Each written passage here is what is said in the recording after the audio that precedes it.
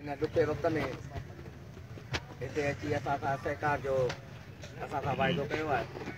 ऐं दोस्तो अॼु हिते वेठे असांजे सदर ऐं हिननि दोस्तनि जे विच में जेका ॻाल्हि ॿोल हले पई उन में बि इहो ई ज़िक्र कजे पियो त हिन शइ खे जेको आहे सो कहिड़े हिसाब सां मज़बूत कजे, हिन सिस्टम खे अञा वधीक मज़बूत कजे।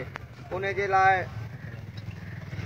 दोस्तनि जो रायो आहे त हिन हफ़्ते में ई असां जेको आहे सो जेके नवाबशाह जूं 4 यूनिवर्सिटियूं आहिनि उहे असां पाण में मीटिंग कयूं, चइनी यूनिवर्सिटी जा उहिदेदार पाण में मीटिंग कयूं ऐं उन खां पोइ असां हिकिड़ो इजलास घुरायूं जंहिंमें असां अॻिते जो लाहे अमल जोड़ियूं।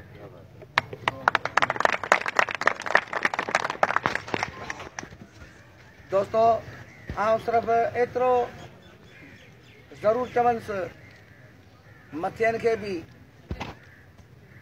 त ख़ुदारा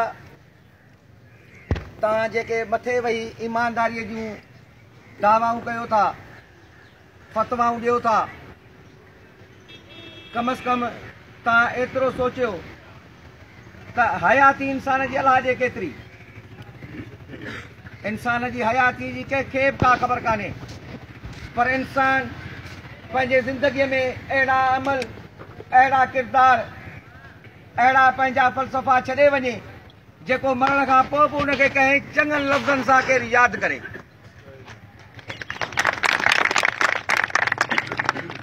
इहो सिलसिलो न आहे। मूंखे अफ़सोस थो थिए जेके ब्यूरोक्रेट्स आहिनि जिते बि गस्पन मिलनि था घुराइनि था, अता इदारे जो सोचियो, घोड़ारे या से इदारे जो सोचियो। मूं उन्हनि खे अॼु बि सुबुह चाढ़ू साईं इदारे जो त ख़ुदा खे मञो, इदारे जो त असीं नंढा सोचियूं पिया, तव्हां त कॾहिं इदारे भलाई जो सोचियो ई कोन्हे।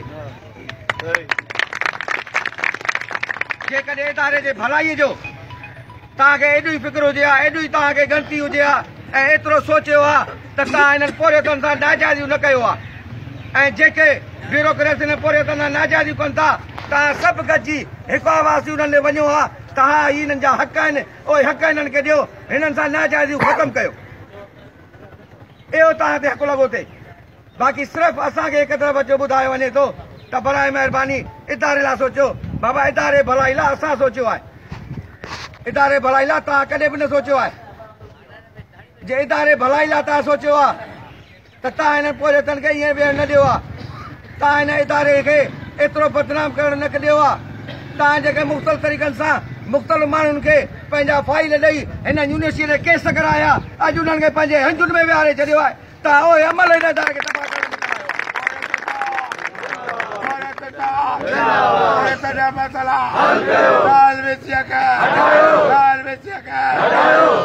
असां लोअर एम्प्लॉइज़ उन टाइम ते बि इदा कंदासीं त बाबा इदारे जो भलो सोचियो ऐं इहे एतिरा केस, ही शयूं असांजे इदारे खे तबाह कंदियूं, असांजे बजटुनि खे नुक़सानु ॾींदियूं।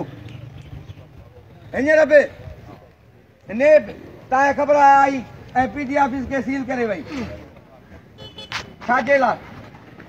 उहो त माण्हुनि खे ॿुधायो। भला हींअर CM हाउस मां पघार कोन आयो, बाबा कुझु नथो मिले, पोइ कल्ह इहे लाड़काणी पघार किथां थी? पोइ आसमान मां पैसा वधिया। असां मुलाज़िमनि जो रहियल 25%, उहो छा आसमान मां लथो? बाबा पैसा पिया आहिनि, सिर्फ़ु हवाली ख़बर हुअनि। तव्हां वञी जांचो, मथियनि खे सभु जे पंहिंजी पूरी मिले पई, उन्हनि जा पेपरनि जा पैसा वधाए वञनि था, उन्हनि जा ओवर टाइम बि वधाए वञनि था, चार्जुनि जा पैसा बि वधाए वञनि था। अची अची तरक़ी जेका करे थी उहा सिर्फ़ु नंढे स्टाफ खे कोड़ सां यूनिवर्सिटी करे थी। इहो किथे जो इंसाफ़ आहे? हिते हद दर्जे जो नंढे स्टाफ सां ज़ुल्म कयो पियो वञे, नंढे स्टाफ खे ग़लति ख़बरूं ॿुधाईंदियूं वञनि। सो बराए महिरबानी आउं हिन प्लेटफॉर्म तां वाइस चांसलर खे इहो चिता ॾींदुसि त ही हफ़्तो तोड़े आख़िरी हफ़्तो आहे हिन पुरअमन एहतजाज जो। हुन खां पोइ लाज़मी आहे जेकॾहिं तो असांजी डिमांडूं पूरियूं न कयूं त थी सघे थो त नवाबशाह ज़िले जूं जेके 4 यूनिवर्सिटियूं गॾिजी तुंहिंजे ख़िलाफ़ रैली कढी प्रेस क्लब ते वञी।